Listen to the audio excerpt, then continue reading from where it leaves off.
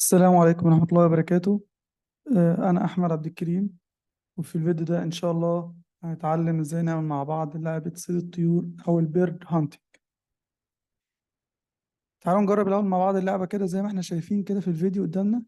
دي اللعبة، لو أنا جيت دوست على الفلاج ده هيبدأ اللعبة تشتغل. فلما أدوس على ده هيبدأ ال- الطيور تقع. ده كده معناه إن هي بتموت لما أنا بدوس عليها بالماوس. طبعا هنا عندنا الكاونت بيزيد، كل ما بموت واحدة كل ما الكاونت عندي بيزيد واحد، وكل ما واحدة بتموت طبعا بتنزل لتحت، في تاني حاجات بتظهر. طيب ازاي نعمل الكلام ده؟ هنشوف مع بعض ازاي نعمل الكلام ده ان شاء الله في الخطوة الجاية. تعال نوقف وتعالى نجيب الايه مشروع جديد، نفتح سكراتش مشروع جديد خالص. وهنا طبعا ده الشكل بتاع سكراتش. احنا عشان نعمل المشروع بتاعنا على سكراتش محتاجين نعمل ثلاث حاجات. اول حاجه هي نختار التصميم بتاعنا، يعني الباك دروب بتاعتنا تكون شكلها عامل ازاي، وكمان الشخصيات اللي احنا محتاجينها. وعندنا هنا في عداد. تعالى نعمل اول خطوه. يبقى احنا هنيجي عند الخلفيه دي دوسنا الخلفيه، هنلاقي هنا في عندنا الباك دروب. هنيجي هنا ونغير اللون ده. طيب هنغيره ازاي؟ هندوس على اللون دوت ونيجي نختار اللون اللي هو اللي قريب من الازرق دوت، ونبدأ نلونه. طبعا هنعمل دي كونفيرت ونلونه بالشكل ده. كده احنا لونا الخلفية بتاعتنا. طبعا احنا ممكن كمان نكتب هنا كلمة بيرد. طبعا هو عشان نفس اللون محتاجين نغير اللون في الكتابة. ممكن نخليه اسود، بيرد هانتنج.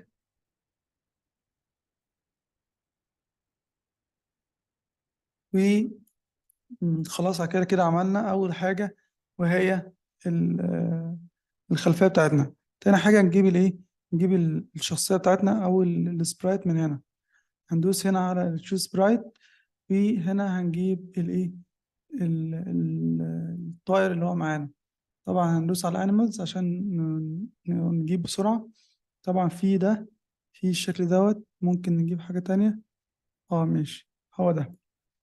طيب جبنا كده الطائر بتاعنا اهوت. طبعا هو كبير كده خالص، فاحنا ممكن نصغره نخليه 60 مثلا. حجمه 60، برضه 60 كبير. ممكن نخليه 45 من السايز. طبعا نتحكم في السايز من هنا. وهنا ده مكانه ظهر في الاكس والواي. وهنا ممكن نسميه بيرد 1. جبنا الطائر كده. طيب عشان نعمل عندنا هنا عداد محتاجين الكاونتر اللي موجود هنا او العداد اللي هيعد. ده حاجة زي البوكس كده بتبدأ تعد. طيب هنجيبها ازاي؟ هنعملها ازاي الكلام ده؟ هنيجي عند variables هنا وهنعمل طبعا new variable اللي هو دوت مثلا الفاريبل ده. بس احنا محتاجين نغير اسم. فهنيجي نقول ممكن نمسح خالص ده ونقول له make a variable اهوت ونسميه آه، hunt counter. hunting counter او كاونتر، نسميه كاونتر. وهنا في عندنا for all sprite وفي for this sprite only، فهنخليه for for all sprite. طيب عملنا كده العداد اهوت. كده دي الخطوة الأولى إن إحنا عملنا التصميم بتاعنا. طيب أنت تقول لي إن هو كان فيه كذا طائر. هقول لك إحنا مش هنعملهم كلهم مرة واحدة، هنعمل أول واحد ونبدأ نجربه، وبعد كده هنعمل الباقي. طيب أنا عايز أقول له لما أنا أشغل، أما أدوس على ده يبدأ يشتغل معايا، وأدوس على أو ألمس الطائر يموت. فهنيجي هنا في الإيفن هنقول له وين فلاج ده كليك. طيب بعد كده هنعمل أنا دوست على الفلاج عشان يبدأ اللعب. انا عايز اخليه يبدأ يطير. تمام، فده هنعملها ازاي؟ طيب ازاي اخليه يتحرك كده من الاتجاه ده لده؟ هو لما يتحرك من الاتجاه ده لحد الاتجاه ده هو كده بيتحرك في اتجاه الاكس. فكل اللي انا عايز اعمله ان انا اقول له يغير قيمة الاكس بتاعته بقيمة معينة. فهلاقيه بالنسبة لي بيتحرك. مثلا موف اكس موف 10 ستيبس. تمام، احنا مش عايزين موف، احنا عايزين تشينج اكس، تشينج اكس باي 10. طيب عملنا الكلام ده، بعد كده انا عايز، انا اصلا البيرد ده لو جينا دخلنا على الكاستم بتاعه انا عايزه اخليه كانه بيطير، هنلاقي ان هو ليه شكلين، فانا عايزه يغير ما بين الشكلين دولت، فاقول له ايه، اقول له نيكست كاستم، نيكست كاستم. هتبقى عندي في اللوكس، في عندي نيكست كاستم، وانا لو دوست كده هيغير، بس كل مره هيغير مره واحده.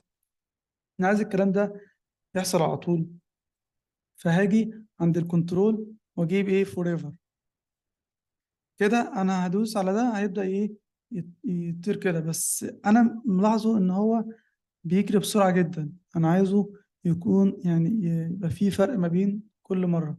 فهعمل ايه، هعمل ويت 2 من 10 مثلا، انا عايزه ينتظر كل مره، يعني ايه، هقول له 2 من 10 كده، اعمل يتحرك مره واستنى يتحرك مره، فيبقى بالنسبه لي انا باين ان الموضوع ايه، اه لا هو فعلا بيطير. وطبعا لو عايز اخليه سرع، ممكن ايه اخلي دي 1 من 10، فهلاقيه اسرع. يبقى انا اقدر اتحكم في السرعه بتاعته من الويت ديت ما بين الكاستم والكاستم التانية، ما بين الصوره والصوره التانية. حته ان انا بشوف الحاجه بتتحرك وبتطير كده، ده عباره عن كذا صوره، بس انا بخليهم يجوا ورا بعض، فكل ما كان الفرق ما بينهم في الوقت يكون قليل، كل ما كان هو بيطير بسرعه جدا. طيب عملنا ايه الحركه ديت، انا عايزه بقى لما انا لما يلمس يوصل للاخر هنا، يبدا ايه يرجع تاني، او يروح في مكان تاني. فانا عايز اقول له لو لمست الايه الحافه بتاعتي، فانا عايز اقول له عند الاف، لمس الايه الحافه، فهتبقى عند السنسنج. فانا هقول له ايه تاتشنج. تاتشنج ايه بقى، لو دوسنا على السهم ده هنلاقي فيه تاتشنج ايدج، ان انا لمست الحافه.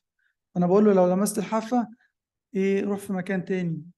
لو جينا هنا في الموشن هنلاقي فيه عندنا مثلا ممكن يبقى جو تو اكس مثلا واي حاجه معينه، او مثلا المكان ده انا عايزه يطلع تاني للاكس وواي بالقيمه دي، ممكن نخليها كده، ان انا اخلي ده بالقيمه دي، او ممكن اقول له يروح لراندوم بوزيشن، يعني هو يختار اي مكان تاني ويروح. طبعا ممكن نعمل دي بالشكل ده، ونعمل حاجات تانية بشكل تاني مختلف ازاي، يعني في كذا طاير بعد كده مع بعض. طيب انا بقى عايز اقول له لما المس الطائر بالماوس يبدا ايه، يبدا يموت وينزل لتحت. ففي الحاله دي انا هروح عند اقول له وين ايه تاتشنج او سبرايت كليك. فين بقى سبرايت كليك، انا مثلا وين ذس سبرايت كليك اهو. آه اللي بقول له لما ادوس على السبرايت يبدا ايه، يبدا يموت وينزل لتحت، وطبعا هيزود الكاونتر بواحد.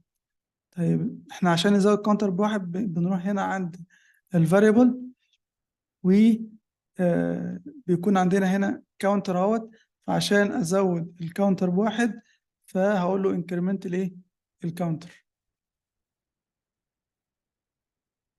اهو لما اقول له تشينج كاونتر بوان دي معناها ان انا زودت الكاونتر. طيب انا عايز اول ما ابدا اصلا اصفر كل مره اصفر الكاونتر، فاجيب سيت كاونتر بزيرو واحطها هنا، فكل مره هبدا ايه هسيت الكاونتر بزيرو. تعال نجرب كده، لو انا دوست عليها، طبعا هو هنا معلق هنا ليه، عشان هو لامس الايدج، فلو انا خليته طلع لقدام كده يبدأ يتحرك، ودوست عليه طبعا هو بيزيد، بس بايه ما بيتحركش، يعني ما بينزلش تحت، ما بيبانش ان هو مات، بس هو بيزيد. لو جيت تدوس تاني فهلاقي القيمة دي بقت بصفر، ده اللي احنا عايزينه. يبقى احنا قدرنا نعمل سيت كاونتر بصفر كل ما ابدا امر اللعبه من جديد، وكل مره بزود الكاونتر بواحد لما ادوس على الطائر دوت. بس احنا هنا في حاجه لاحظناها، ان هو اصلا البدايه بتاعته تكون لامسه الحافه، فممكن نغيرها، اللي هو مثلا نخليه لقدام شويه كده، فدي هتبقى ايه، هتبقى 174 مثلا. بس احنا ممكن ما نعملش اللي هي القيمه دي، احنا ممكن نخليها راندوم بوزيشن تبقى افضل. تعال نجيب ايه راندوم بوزيشن، جو تو راندوم بوزيشن.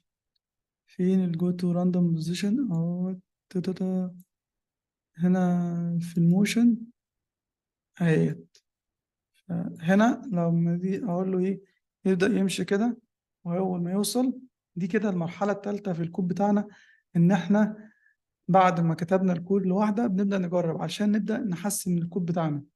فاحنا كده عملنا ايه؟ كده عملنا البداية بتاعتنا الفلاج، وقررنا قلنا ان كل مرة بغير الاكس بايه، ب10، وبغير النكست كاستم عشان يبان قدامي ان هو بيتحرك. بقلب ما بين الصور، وعشان ما يبقاش سريع قوي فخليت ان هو ينتظر كل مرة 1/10 ثانية. بعد كده بقول له لو لمست الحافة ارجع بقى روح لمكان تاني ايه، عشوائي. ده كده بالنسبة للطائر الواحد. طيب كويس جدا. احنا هنا بقى قلنا لما يلمس الطائر يبدأ يزود الايه الكاونتر ده ب1، وانا عايز كمان يبدأ ينزل لحد تحت. لو جيت اقول له ينزل لحد تحت هنا، دي القناة بتاعتي، بس انا عايز اقول له الزحلق، اقول له جلايد، اقول له جلايد لحد هنا. فلو احنا جينا نزلنا كمان شوية كده تحت، هو طبعا قيمة الطائر لو شكل الطائر كده كبير، ممكن نصغره شوية، خليه 30 أو 35 مثلا. 35. طيب تعال بقى نجرب كده، نجرب تاني نشوف ايه اللي هيحصل لما انا اجي اشغل. كده هو شغال، دوست فهو بدأ ينزل ويطير. دوست عليه تاني، لازم ادوس عليه تاني عشان ايه، ينزل ويطير. هو طبعا سريع جدا. ممكن بقى محتاج ان هو خليه يختفي اول ما ينزل هنا تحت. يعني هو بعد ما جلد للمكان ده عايزه يختفي ويستنى شوية وبعد كده ايه، يظهر. هعملها ازاي ديت؟ هقول له ان انا عايز اقول له هايد. الاقي عند اللوكس كده في عندي هايد وشو. هقول له هايد واستنى وقت قليل جدا وبعد كده شو. طيب الوقت ده هنجيبه منين؟ من عند الكنترول. اقول له ويت، يستنى اقل من مثلا برضه 1/10 ثانية. اهو لو جيت دوست كده ودوست هنا هيختفي وبعد كده ايه، هيبدأ يظهر تاني. شفتوا بان على بان قدامي ان هو كأنه ايه، فعلا كأنه بينزل تحت كده. طبعا ممكن نكبر 1/10 دي تكون 2/10، وكمان برضو نخلي دي 2/10. نيجي نجرب، فنيجي ندوس عليها كده.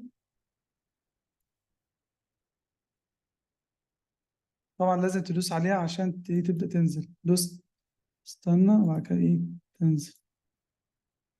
طيب لو احنا بقى عايزين نعمل كذا طائر، كل اللي علينا بدل ما اقعد اكرر الكلام ده، لا الموضوع بسيط. ادوس هنا كليك يمين واعمل ايه، دوبليكيت، وبعد كده دوبليكيت تاني، وهكذا.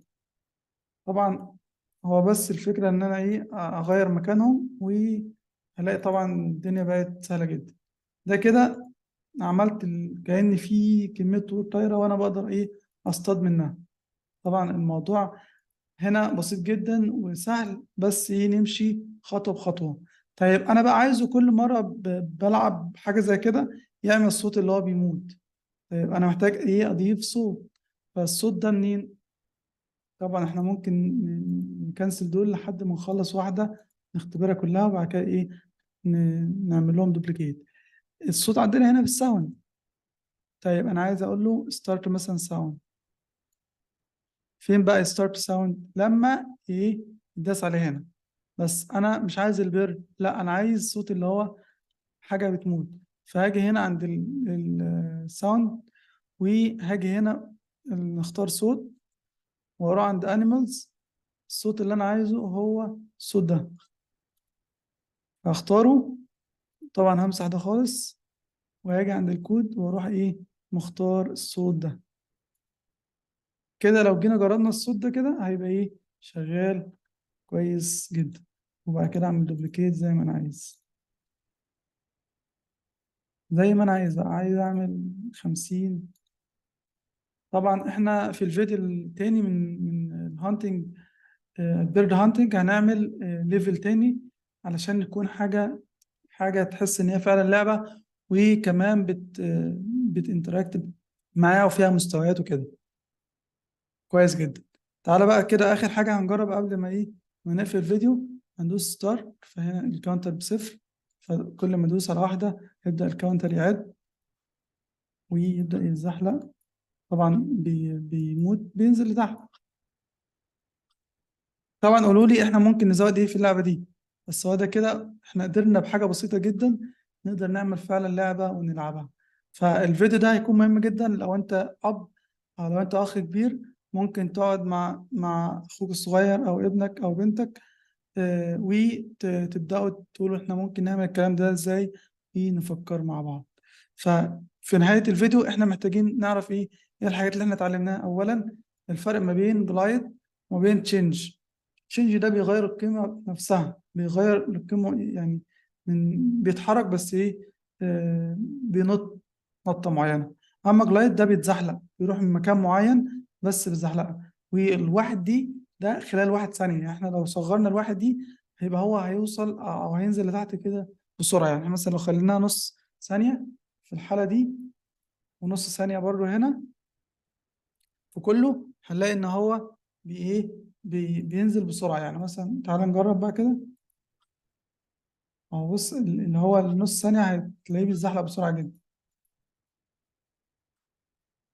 فدي الوقت اللي هو بياخده عشان ينزل لحد تحت. التشينج كاونتر ده الفاريبل بتاعنا اللي احنا كل مرة بنزوده.